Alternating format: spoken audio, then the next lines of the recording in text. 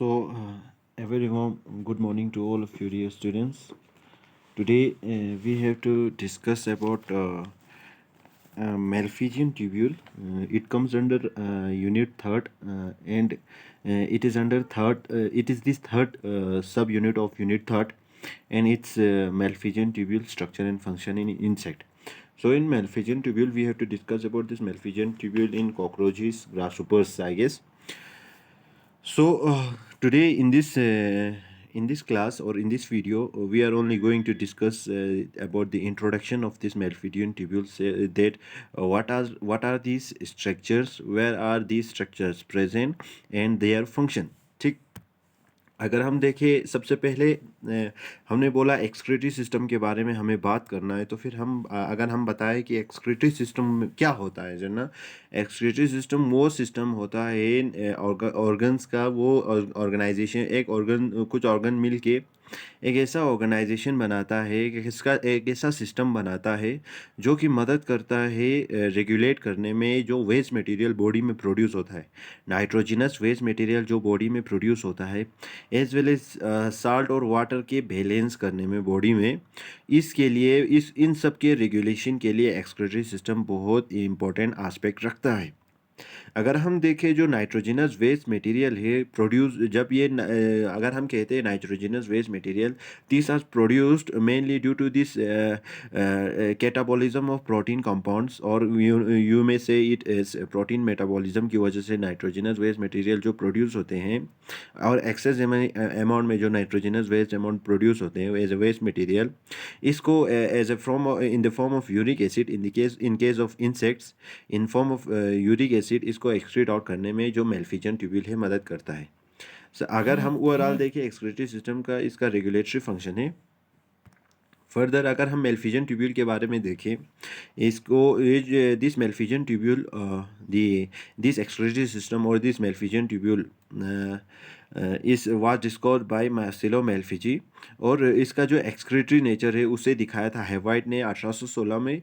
As well as अगर हम देखें, इसका मेल्फिजन ट्यूब्यूल नाम मैकेन ने रखा था on the discovery of Malpighian tubule by Marcello Malpighi, इसके नाम पे रखा गया है।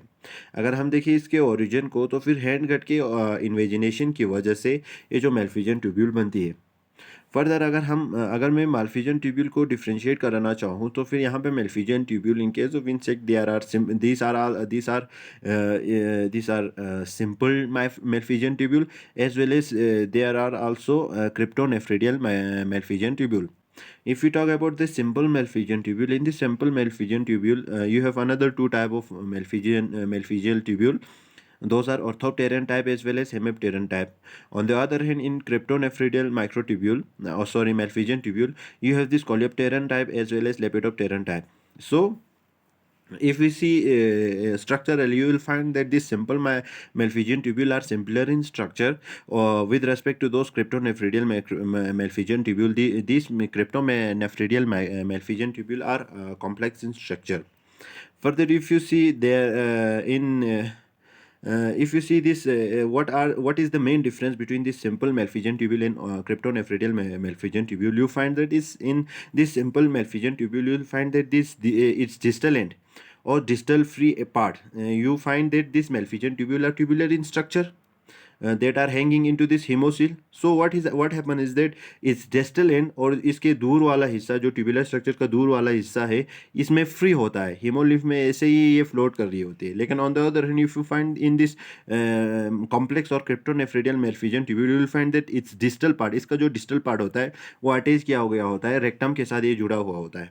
फर्दर अगर हम देखें, ये जो सिंपल मेल्फिजन ट्यूब्यूल है, ये दो तरीके के होते हैं, ऑर्थोप्टेरन टाइप होते हैं और एक हेमिप्टेरन टाइप होते हैं। सबसे पहले अगर हम ऑर्थोप्टेरन टाइप में देखें, तो फिर यहाँ पे आपको देखने को मिलेगा ऑर्थोप्टेरन में जो ट्यूब्यूल्स होते हैं जिसकी हम बात कर रहे हैं, प्रॉक्सिमल ट्यूब्यूल और डिस्टल ट्यूब्यूल जो बनी हुई होती है। प्रॉक्सिमल ट्यूब्यूल जो कि जोड़ता है इस मेल्फिजन ट्यूब्यूल को डाइजेस्टिव या एलिमेंट्री कनाल के साथ, और डिस्टल होता है जो फ्लोट कर रहा होता है हेमोलिम्फ में। सो यहाँ में विजिबल डिफरेंस एब्सेंट होता है। ये जो ट्यूब्यूल है प्रॉक्सिमल और डिस्टल में हम डिफरेंशिएट नहीं कर सकते, दोनों का एक ही फंक्शन होता है और एक ही कलर के होते हैं। On the other hand if you see hemipteran वाले साइड में you will find that this tubule are difference in structure with respect to function in their external appearance.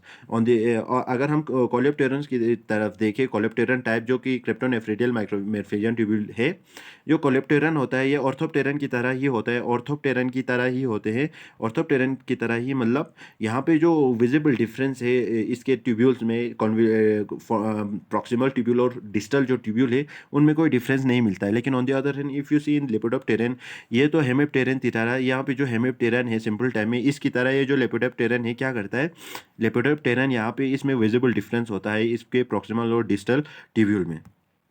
Further अगर हम ऑर्थोप्टेरन की हमने सबसे पहले ही एग्जाम्पल में बोला था कि ये जो सिंपल टाइप है, सिंपल टाइप में एक ऑर्थोप्टेरन होता है एज वेल एज हेमिप्टेरन होता है। अगर हम ऑर्थोप्टेरन की बात करें तो फिर ऑर्थोप्टेरन और हेमिप्टेरन में सिमिलरिटी यही है कि ये सिंपल टाइप है मेल्फिजियन ट्यूब्यूल के, और इसके जो डिस्टल एंड है, ये जो डिस्टल एंड है, ये जो डिस्टल एंड है इसका, ये इस रेक्टम के साथ जाके जुड़ता नहीं है। ठीक। फर्दर अगर हम देखें इसमें इन दोनों के बीच में डिफरेंस देखें तो फिर इसमें जो ऑर्थोप्टेरन होता है, ऑर्थोप्टेरन में आप देख रहे होंगे ये जो ट्यूब्यूल है, ट्यूब्यूल का शेप, ये ट्यूब्यूल में जो कलर है सब वाइटिश कलर है, यानी कि ट्रांसपेरेंट कलर आपको देखने को मिलेगा, यानी कि इसमें कोई डिफ्रेंशिएशन नहीं है।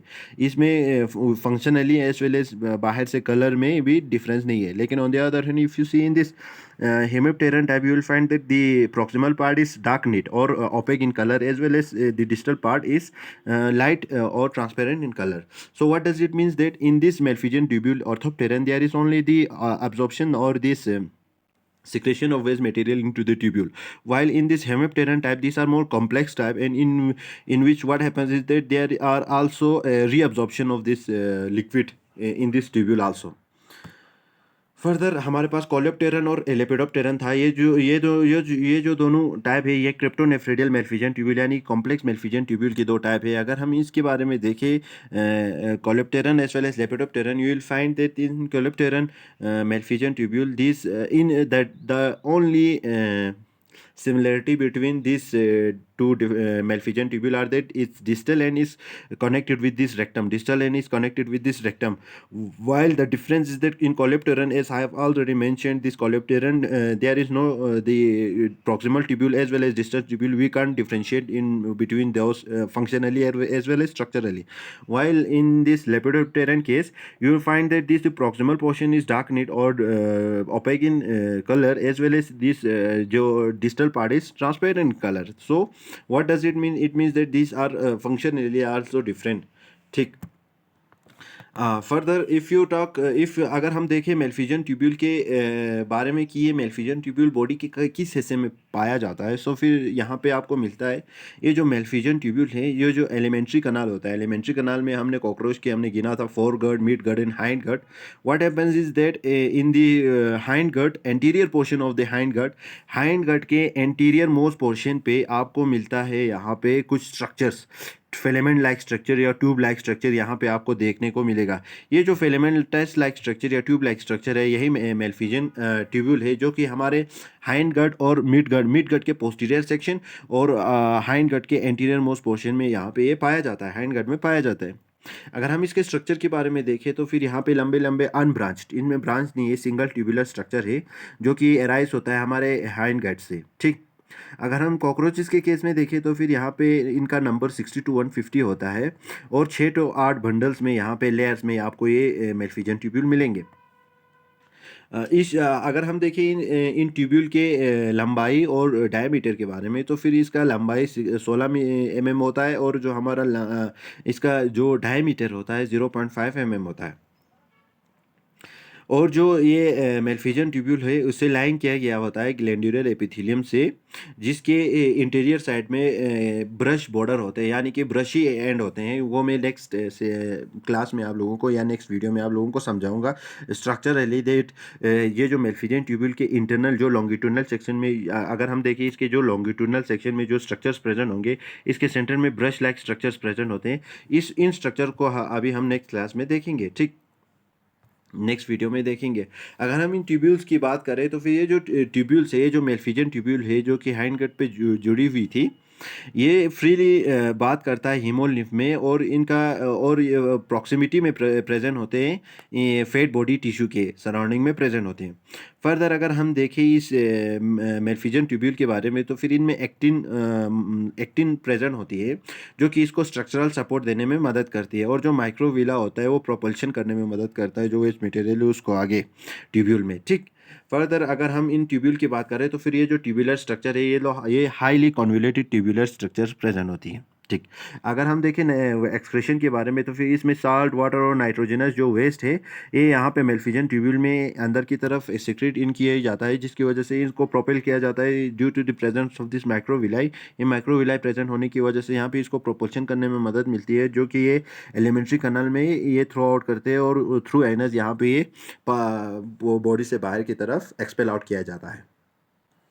अगर हम जनरल मोड देखें इसमें एक्सक्रीशन का, then you will find that there is a formation of pre urine in this tubule, जहाँ पे हमारे जो नाइट्रोजनस वेस्ट होते हैं या इलेक्ट्रोलाइट होते हैं, जिसको सिंपली ट्रांसपोर्ट किया जाता है या डिफ्यूज़ किया जाता है थ्रू दिस वॉल, जो हमारे मेलफिजन ट्यूब्यूल के वॉल है उनके थ्रू यहाँ पे जो नाइट्रोजनस वेस्ट है उन्हें ट्रांसफ़र किया जाता है। अगर हम ओएसिस की बात करें, जिसमें यूरिया होता है, अमोनिया होता है, ये सिंपल में डिफ्यूज़ होके इस वॉल के थ्रू अंदर आ जाती है, लेकिन जो आयन्स होते हैं जो कि हमारे सोडियम आयन होते हैं, पोटेशियम आयन होते हैं, इनको एक्टिव पंप के थ्रू अंदर बाहर किया जाता है, या पास इन या पास आउट किया जाता है through with the help of this active pump.